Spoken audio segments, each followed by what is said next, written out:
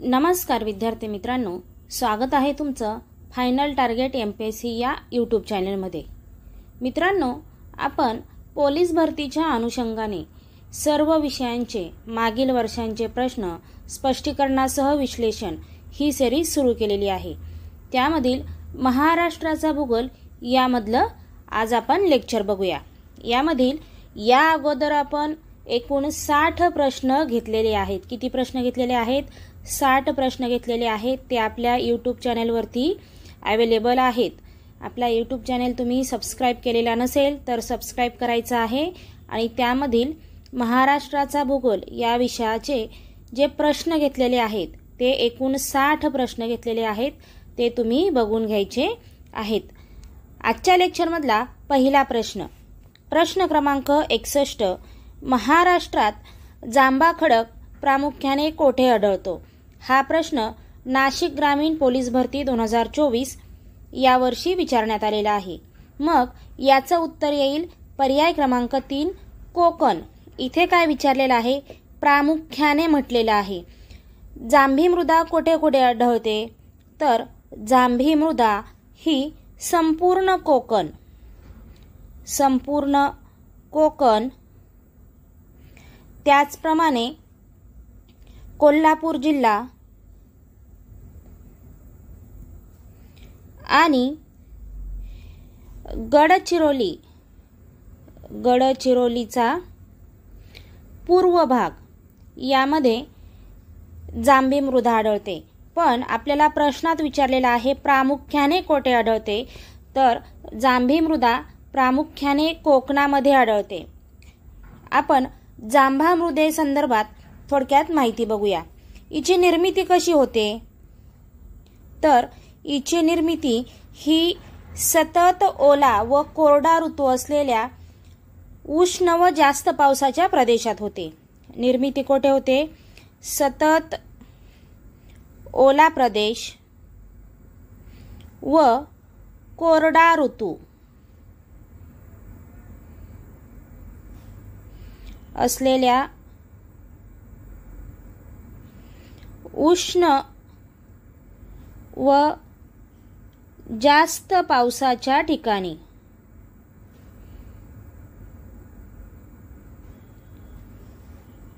जांभ्या मृदेची निर्मिती होते। मग या जांभा मृदेमध्ये चुना आणि सिलिका याचे प्रमाण कमी असते व लोहाचे प्रमाण हे जास्त असते। चुना आणि सिलिकाचे प्रमाण कमी व लोहाचे प्रमाण जास्त असते। त्याचप्रमाणे या मृदेमध्ये नायट्रोजन, फॉस्फरस व सेंद्रिय द्रव्य यांचे प्रमाण हे कमी असते। पण जांभा हा जो खडक आहे, या जांभा खडकामध्ये बॉक्साईटचे साठे विपुल प्रमाणात पाहायला मिळतात। मग आपल्याला जर प्रश्न विचारला की बॉक्साईटचे साठे कोणत्या मृदेमध्ये आढळून येतात, तर आपल्याला माहिती असलं पाहिजे की बॉक्साईट हे जे खनिज आहे, हे बॉक्साईट खनिज जांभा मृदेच्या परिसरामध्ये, म्हणजे जांभा ही जी मृदा आहे कोठे कोठे आढळते? तर संपूर्ण कोकण, कोल्हापूर आणि गडचिरोलीचा पूर्व भाग यामध्ये ही जांभी मृदा आढळते। आणि बॉक्साईट सुद्धा दक्षिण कोकण, कोल्हापूर आणि गडचिरोली या भागामध्ये आढळतं। मग आपण इथे काय काय बघितलं? जांभी मृदा प्रामुख्याने कोठे आढळते? तर ती कोकणामध्ये आढळते। त्याचप्रमाणे जांभी मृदा ही संपूर्ण कोकण, कोल्हापूर आणि गडचिरोलीचा पूर्व भाग या ठिकाणी सुद्धा आढळते. हिची निर्मिती सतत ओला व कोरडा ऋतू असलेल्या उष्ण व जास्त पावसाच्या ठिकाणी होते आणि यामध्ये चुना व सिलिका यांचे प्रमाण कमी असते व लोहाचे प्रमाण जास्त असते. त्याचप्रमाणे नायट्रोजन, फॉस्फरस व सेंद्रिय द्रव्ये सुद्धा कशी असतात? कमी असतात. प्रश्न क्रमांक 62. तांबड्या मृदेसंदर्भातील विधाने पहा. इथे 3 विधानं दिलेली आहेत आणि पुन्हा त्यावरती 4 पर्याय दिलेले आहेत. म्हणजे हा प्रश्न कसा आहे तर हा प्रश्न बहुपर्यायी आहे. आता सर्व परीक्षांमध्ये स्पर्धा वाढलेली आहे, त्यामुळे वन लाइनरच प्रश्न येतील आणि वन लाइनर प्रश्न आल्यानंतर सोपे असतात. ही कन्सेप्ट सोडून द्या. वन लाइनरपेक्षा जेव्हा बहुपर्यायी प्रश्न असतात त्यावेळी आपल्याला पर्याय कट पद्धतीने जायला मदत होते आणि वन लाइनर प्रश्न असतील ते सोपे असतील किंवा आपण अभ्यास केलेला असेल, आपल्याला परिपूर्ण माहिती असेल तरच ते आपल्याला सोपे जातात. अन्यथा असे प्रश्न अवघड जातात. इथे आपल्याला कुठल्याही कट पद्धतीने जाण्याचा चान्स येत नाही किंवा खूप कमी प्रमाणात येतो. मग प्रश्न काय आहे? तांबड्या मृदेमध्ये ह्युमसचे प्रमाण जास्त असते, ब सेंद्रिय द्रव्याचे प्रमाण कमी असते आणि ॲल्युमिनियम ऑक्साईडमुळे तांबडा रंग प्राप्त होतो. मग या अगोदर आपण काय बघितलं? जांभी मृदा बघितली, त्याविषयी बेसिक माहिती बघितली. आता आपण तांबड्या मृदेसंदर्भात बेसिक माहिती बघूया. ही माहिती तुम्हाला परीक्षेच्या दृष्टीने अत्यंत उपयुक्त असणार आहे. यामध्ये आपण प्रश्नांसोबतच तो पर्टिक्युलर टॉपिक सुद्धा क्लिअर करत आहोत. मग तांबडी मृदा ही जी आहे हिची निर्मिती कशी झालेली आहे तर हिची निर्मिती अतिप्राचीन व रूपांतरित स्फटिकमय खडकांपासून झालेली आहे. अतिप्राचीन व रूपांतरित स्फटिकमय खडकांपासून झालेली आहे.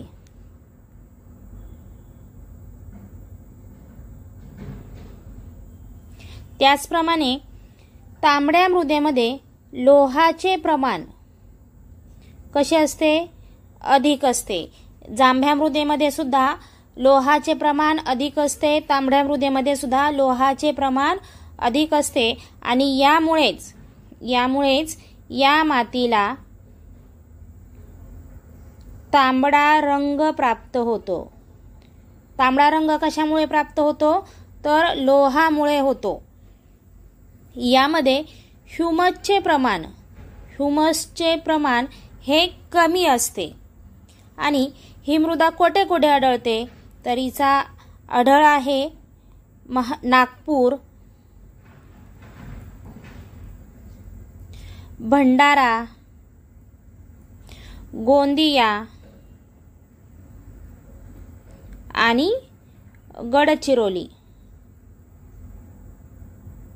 म्हणजे विदर्भ, हा जो विदर्भ आहे या विदर्भामध्ये तांबडी मृदा आढळते. नागपूर, भंडारा, गोंदिया आणि गडचिरोलीमध्ये या मृदेचा आढळ आपल्याला पाहायला मिळतो.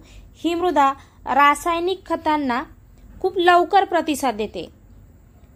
आपण जे रासायनिक खते वापरतो त्या रासायनिक खतांना तांबडी मृदा ही जलद प्रतिसाद देते.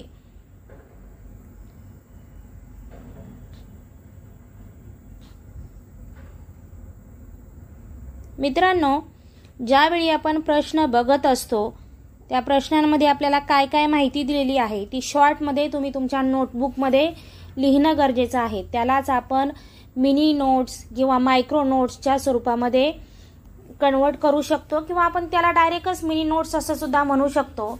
जेव्हा परीक्षा जवळ येते किंवा आपली टेस्ट सिरीज असते, टेस्ट सिरीज सोडवण्याच्या अगोदर आपण एकदा त्या नोटबुकवरती नजर मारली सब्जेक्टनुसार की आपला तो पूर्ण सब्जेक्ट हा रिवाईज होऊन जातो आणि आपल्याला प्रश्न सोडवायला सुद्धा अगदी सोपे जातात. मग पर्यायामध्ये काय दिलेलं आहे? ह्युमसचे प्रमाण जास्त असते का? तर नाही. यामध्ये लोहाचे प्रमाण जास्त असते, त्यामुळे हा पर्याय गेला. आपल्याला काय विचारलेलं आहे? विधाने पहा. हा पर्याय कसा आहे? चुकीचा आहे. मग इथं काय म्हटलंय? अ आणि ब बरोबर. अ बरोबर आहे का? नाही, त्यामुळे हा पर्याय गेला. आता ब बघूया. सेंद्रिय द्रव्याचे प्रमाण कमी असते. सेंद्रिय द्रव्याचं प्रमाण आपण बघितलं का? तर सेंद्रिय द्रव्याचं प्रमाण कसं असतं? तर सेंद्रिय द्रव्याचं प्रमाण हे कमी असतं, त्यामुळे ब हे विधान बरोबर आहे. मग पर्याय 2 यामध्ये ब आणि क बरोबर दिलेला आहे. इथे ब आपलं बरोबर आहे. मग आपण बघूया पुढचा जो ऑप्शन आहे तो बघून घेऊया. ॲल्युमिनियम ऑक्साईडमुळे याला तांबडा रंग प्राप्त होतो. तर तसा आहे का? नाही. कशामुळे याला तांबडा रंग प्राप्त होतो? तर लोहाच्या प्रमाणामुळे. लोहाचं प्रमाण यामध्ये जास्त असल्यामुळे याला तांबडा रंग प्राप्त होतो, त्यामुळे क हे सुद्धा विधान बरोबर नाही.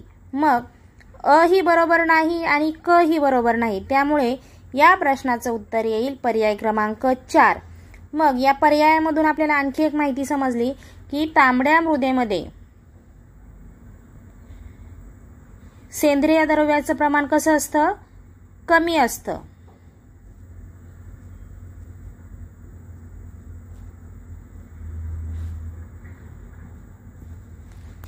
प्रश्न क्रमांक 63.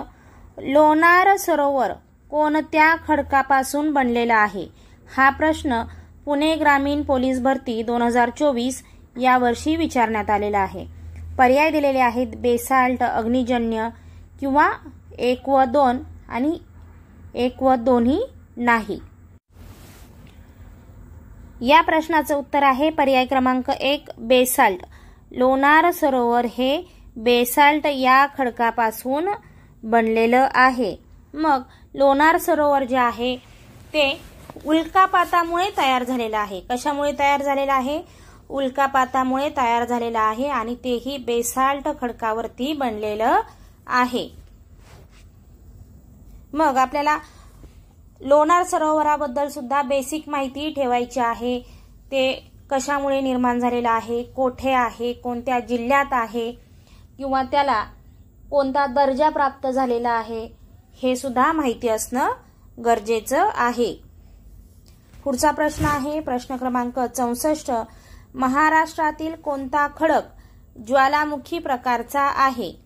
या ठिकाणी पर्याय दिलेले आहेत ग्रॅनाइट, पालालिक, बेसाल्ट आणि यापैकी नाही.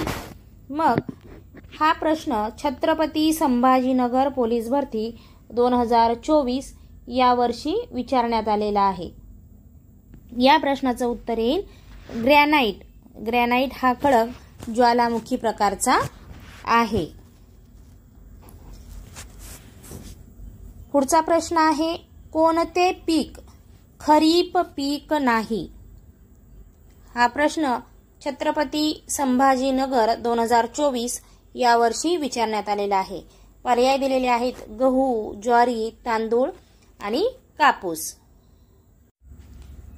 या प्रश्नाचं उत्तर येईल पर्याय क्रमांक 3 तांदूळ. तांदूळ हे खरीप पीक नाही. मग तांदूळ कुठे पिकतो? तांदूळ हा जास्त पावसाच्या प्रदेशामध्ये किंवा जास्त पावसाचं जे ठिकाण असतं त्या ठिकाणी तांदूळ हे पीक घेतलं जातं. मग कोकण आहे, नागपूर, गडचिरोली, गोंदिया,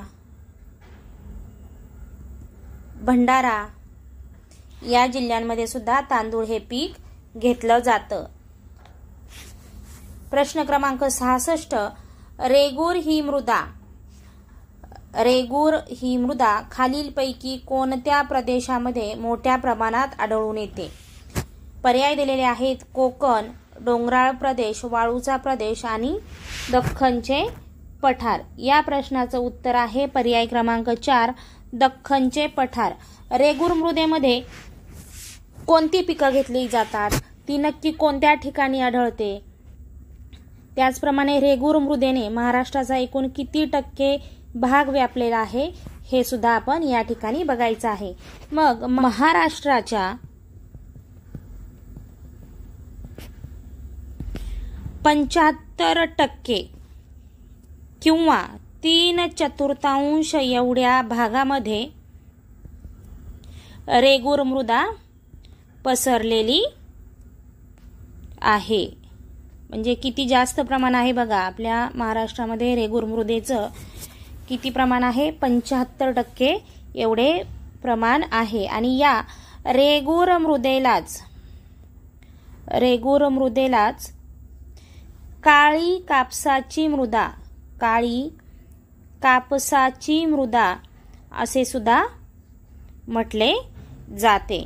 या मृदेमध्ये पाणी धरून ठेवण्याची किंवा ओलावा धरून ठेवण्याची क्षमता जास्त असते. म्हणजे आपण पीक पेरलं किंवा त्यामध्ये कापूस लावला किंवा अन्य कुठलंही पीक लावलं आणि त्याला पाणी देण्यासाठी उशीर झाला किंवा पावसाच्या भरवशावर शेती असेल, पाऊस थोड्या अंतराच्या दिवसांनी पडला तरी सुद्धा या मृदेमध्ये ओलावा टिकून राहतो. त्यामुळे काळ्या रेगूर मृदेलाच कापसाची मृदा असं सुद्धा म्हणतात आणि यामध्ये पाणी धरून ठेवण्याची क्षमता जास्त असते. याची निर्मिती ही बेसाल्ट खडकापासून झालेली आहे. कशी झालेली आहे? बेसाल्ट खडकापासून.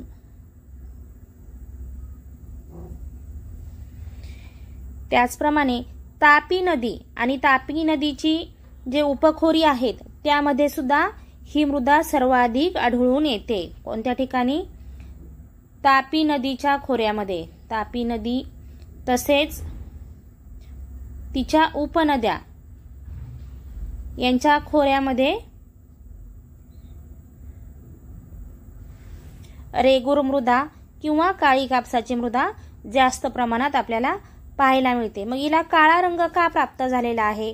तर रेगूर मृदेला काळा रंग टिटॅनी फेरिस या मॅग्नाइटमुळे प्राप्त झालेला आहे. रेगूर मृदेला काळा रंग हा टिटॅन फेरिस मॅग्नाइट यामुळे प्राप्त झालेला आहे. कसं लिहितात हे? टिटॅनी फेरिस मॅग्नाइट यामुळे रेगूर मृदेला काळा रंग प्राप्त झालेला आहे. मग या प्रश्नाचं उत्तर येईल पर्याय क्रमांक 4 दख्खनचे पठार. पुढचा प्रश्न आहे, पिवळसर व तापकिरी मृदा महाराष्ट्रातील कोणत्या भागात आढळून येते? हा प्रश्न अकोला ग्रामीण पोलीस भरती 2023 या वर्षी विचारण्यात आलेला आहे. या प्रश्नाचं उत्तर आहे पर्याय क्रमांक 4 चंद्रपूर भंडाराचा पूर्व भाग. पिवळसर तपकिरी म्हणजेच काय? तर हिला आपण तांबडी मृदा असं सुद्धा म्हणू शकतो. काय म्हणू शकतो? तांबड्या मृदेलाच काय नाव आहे? पिवळसर तपकिरी मृदा. आणि ही शिष्ट व निष्ठ पासून बनलेली असते. कशापासून बनलेली असते? शिष्ट आणि निष्ठ हे काय आहेत? खडकाचे प्रकार आहेत किंवा खनिजांचे प्रकार आहेत. यांच्यापासून ही पिवळसर तपकिरी मृदा बनलेली असते. आणि यामध्ये कोणती पिकं घेतली जातात? तर यामध्ये बाजरी आणि नाचणी ही पिके घेतली जातात.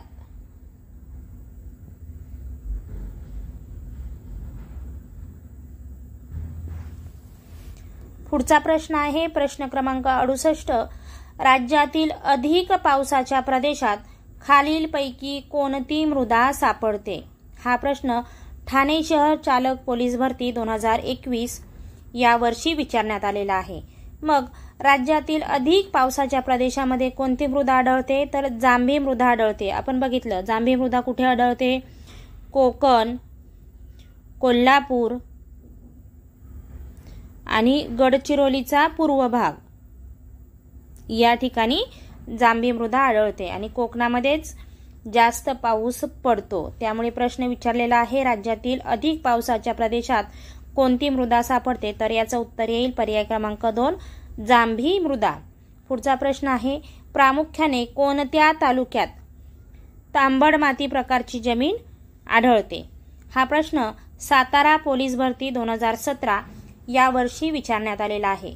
पर्याय दिलेले आहेत मान, फलटण, महाबळेश्वर आणि कोरेगाव. या प्रश्नाचं उत्तर येईल पर्याय क्रमांक 3, महाबळेश्वर. महाबळेश्वर या भागामध्ये आपल्याला तांबड माती प्रकारची जमीन पाहायला मिळते आणि महाबळेश्वरमध्येच कशाचं उत्पादन घेतलं जातं?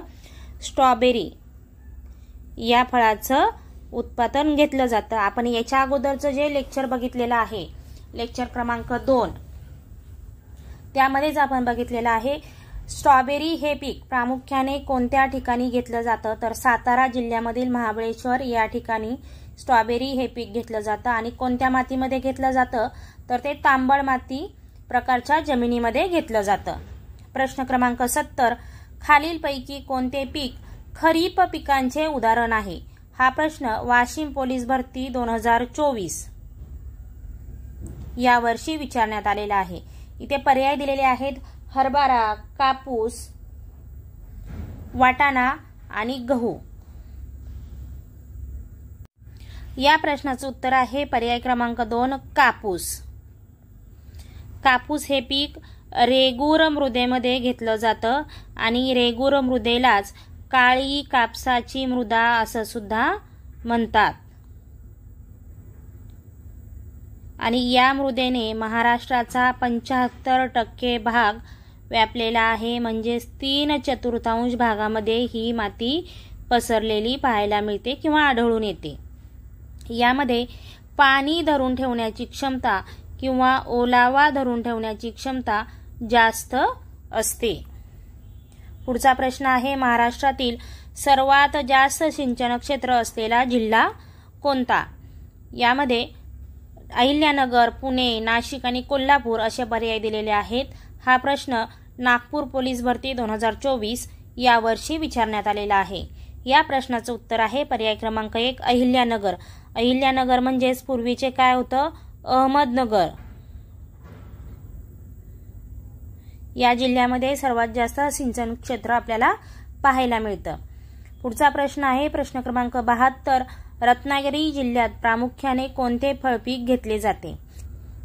आपल्या सर्वांनाच माहिती आहे फळांचा राजा काय आहे? आंबा. आंबा कुठे पिकतो? कोकणामध्ये पिकतो. मग कोकणामध्ये रत्नागिरी येतं का? तर हो, रत्नागिरी हे कोकणामध्येच आहे. आणि रत्नागिरी झालं, सिंधुदुर्ग झालं, आपण म्हणतो ना रत्नागिरीचा हापूस आंबा, सिंधुदुर्ग देवगडचा हापूस आंबा.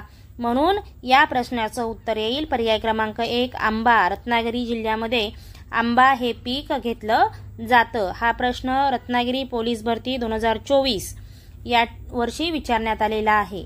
प्रश्न क्रमांक 73, खालीलपैकी कोणते बहुहंगामी पीक आहे? या प्रश्नाचं उत्तर आहे पर्याय क्रमांक 3, सूर्यफूल. नवी मुंबई पोलीस भरती 2024 या वर्षी हा प्रश्न विचारण्यात आलेला आहे. बहुहंगामी म्हणजे कायम घेतलं जातं हे पीक. सूर्यफूल हे पीक केव्हाही येतं. तसं तांदूळ केव्हाही येतो का? तांदूळ हा फक्त पावसाळ्यामध्येच येतो. कधी येतो? पावसाळा. गहू केव्हा येतो? हिवाळ्यामध्ये. आणि तूर कधी लावली जाते? तूर ही पावसाळ्याच्या सुरुवातीला लावली जाते आणि दिवाळी झाल्यानंतर काढली जाते. ते बहुहंगामी पीक आहे का? नाही. सूर्यफूल हे बहुहंगामी पीक आहे. पुढचा प्रश्न आहे, संत्रा उत्पादनासाठी प्रसिद्ध शहर कोणते? ठाणे शहर चालक पोलीस भरती 2024 या वर्षी हा प्रश्न विचारण्यात आलेला आहे. याचं उत्तर आहे नागपूर. हे जे शहर आहे हे शहर संत्रा उत्पादनासाठी प्रसिद्ध आहे. आणि मग तुम्ही पोलीस झाले आणि तुम्हाला अधिवेशनसाठी किंवा बंदोबस्तासाठी नागपूरला पाठवलं तर तुम्ही तिथून काय घेऊन येणार? लगेच नागपूरची संत्रा बर्फी, लगेच घरच्यांना फोन करणार आणि सांगणार नागपूरला संत्रा बर्फी भेटते, इतका रुपये किलो आहे, एवढी महाग आहे. मग लगेच तुम्ही 1 किलो अर्धा किलो तुमच्या सोयीनुसार तुम्हाला परवडेल खिशाला त्या पद्धतीने घेऊन येता. कारण तुमचा पहिलाच बंदोबस्त असतो तुमच्या आयुष्यातला, भरती झालेले असतात किंवा बऱ्याच आपल्या भगिनी आहेत त्या ट्रेनिंगलाच नागपूरला जातात. मग तिथे गेल्यानंतर मग मज्जाच असते. त्या ठिकाणी संत्री पिकते, मग सीझन आला की रोज संत्री घेऊन यायचे. मग आज जेवण नाही आवडलं, चला संत्री खाऊया. पगार झाला, मार्केटमध्ये गेले तर मग संत्रा बर्फी घेता. हे आपल्याला म्हणून तुम्हाला आत्ता जरी माहिती नसलं तरी तुम्ही नंतर एकदा भरती झाले की पुन्हा कधीही विसरू शकणार नाही. कुठल्याही छोट्या कामासाठी नागपूरला गेले की तुम्हाला हल्दीरामच्या दुकानामध्ये नागपूरची संत्रा बर्फी मिळणार आणि ते तुम्ही घरच्यांसाठी किंवा आपल्या नातेवाईकांसाठी लगेच घेऊन येणार. बरोबर ना? पुढचा प्रश्न आहे प्रश्न क्रमांक 75. महाराष्ट्रातील कोणते ठिकाण स्ट्रॉबेरी लागवडीसाठी प्रसिद्ध आहे? या प्रश्नाचे पर्याय जे आहे ते टायपिंग मिस्टेक झालेली आहे, टाईप करताना चुकलेले आहेत. पर्याय काय आहे? पर्याय क्रमांक 1 रत्नागिरी, पर्याय क्रमांक 2 नाशिक, पर्याय क्रमांक 3 महाबळेश्वर आणि पर्याय क्रमांक 4 नागपूर. मग आपण या अगोदरच प्रश्न बघितला होता आणि आपल्या दुसऱ्या लेक्चरमध्ये सुद्धा आपण बघितलेला आहे. तर स्ट्रॉबेरी लागवडीसाठी महाबळेश्वर हे ठिकाण प्रसिद्ध आहे. नागपूरला काय पिकते? संत्री पिकते. रत्नागिरीमध्ये काय पिकतो? आंबा पिकतो. नाशिकमध्ये सगळंच पिकतं, ऊस पिकतो, ज्वारी पिकते, बाजरी पिकते. पण फळ विचाराल तर नाशिकमध्ये द्राक्षे प्रसिद्ध आहेत, महाबळेश्वरमध्ये स्ट्रॉबेरी आणि नागपूरमध्ये संत्रा. पुढचा प्रश्न आहे प्रश्न क्रमांक 76. पांढरे सोने कशाला म्हणतात? हा प्रश्न SRPF ग्रुप क्रमांक 4 नागपूर, त्याचप्रमाणे नागपूर पोलीस भरती 2023 या दोनही ठिकाणी एकाच वर्षी विचारण्यात आलेला आहे. या प्रश्नाचं उत्तर आहे पर्याय क्रमांक 3 कापूस. कापूस कोणत्या मातीमध्ये येतो? तर काळी कापसाची मृदा असते, काळी कापसाची मृदा, किंवा यालाच रेगूर मृदा असं सुद्धा म्हणतात.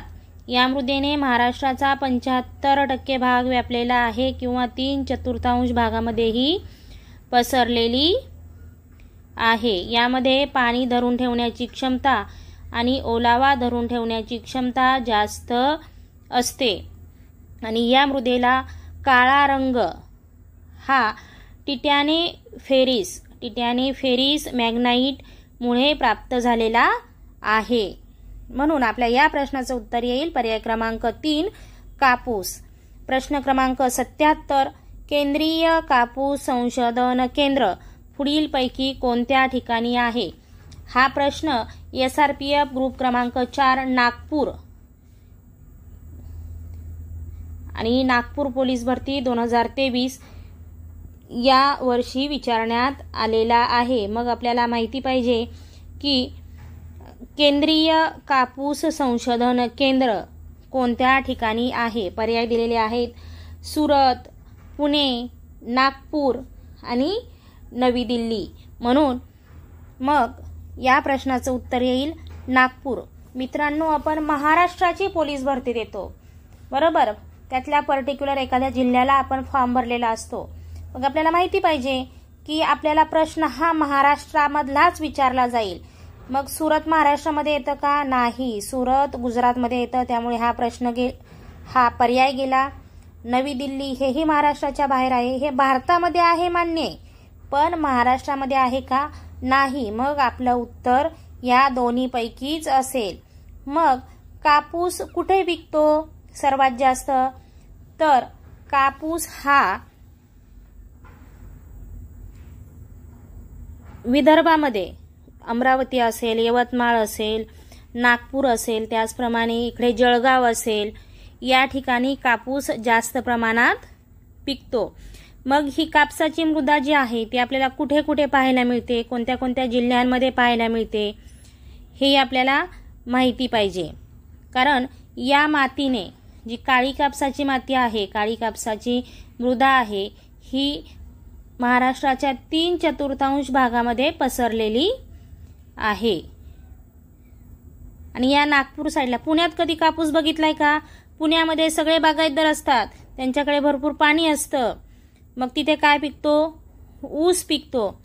मग केंद्रीय कापूस संशोधन केंद्र पुण्यात असेल का? तर नाही. हाही पर्याय जातो. म्हणून या प्रश्नाचं उत्तर येतं पर्याय क्रमांक 3, नागपूर या ठिकाणी केंद्रीय कापूस संशोधन केंद्र आहे. पुढचा प्रश्न आहे प्रश्न क्रमांक 78. श्रद्धा, सबुरी, स्वाती आणि शांती या कुठल्या पिकांच्या जाती आहेत? या श्रद्धा आहे, सबुरी, स्वाती, शांती या बाजरी या पिकाच्या जाती आहेत. जर तुम्ही शेतकरी असाल किंवा कधी शेतामध्ये गेला त्या पर्टिक्युलर हंगामामध्ये, तर आपल्या घरी मक्का